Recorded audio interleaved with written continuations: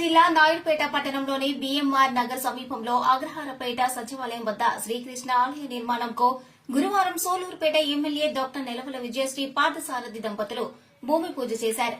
ఈ ఆలయంలో నాయుడుపేటకు చెందిన యాదవ సంక్షేమ సంఘం, యాదవ ఉద్యోగ సంఘం నాయకులందరూ కలిసి సంయుక్తంగా సుమారు 1.50 కోట్ల రూపాయలతో అధునాతన హంగులతో ఆలయ నిర్మాణం చేపట్టేందుకు సన్నాహాలు చేస్తున్నట్లు వెల్లడించారు.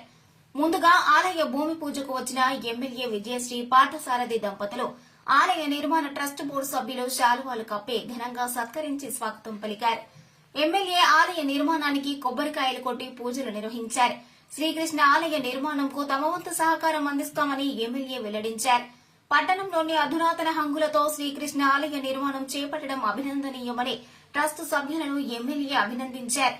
ఆధ్యాత్మికత అభివృద్ధిని ఆకాంక్షిస్తూ భక్తులందరి సహకారంతో కృష్ణాలయాన్ని దివ్యక్షేత్రంగా అభివృద్ది చేసేందుకు అందరూ తమ వంతు సహకారం అందించాలని యాదవ ఉద్యోగుల సంక్షేమ సంఘ నాయకులు భరతాల సాయిరాం కిషోర్ యాదవ్ వెల్లడించారు. ఆలయ నిర్మాణంకు ట్రస్టును ఏర్పాటు చేసి అందరూ కలిసికట్టుగా నిర్మాణం చేస్తున్నట్లు ఆలయ ట్రస్ట్ చైర్మన్ ఉల్లిపాయల చెంచయ్య వెల్లడించారు. ఈ కార్యక్రమంలో మాజీ ఎంపీ నెలవల సుబ్రహ్మణ్యం, టీడీపీ పట్టణ అధ్యక్షులు షేక్ రఫీ, ఆలయ trust vice chairman Bharathala Mohini, Palacchuru Chandramohan, Uppu Vasundhara, Malleswari, Amarendra Yadav, Chenchaiah, trust సభ్యులు, యాదవ సంక్షేమ సంఘ నాయకులు తదితరులు పాల్గొన్నారు.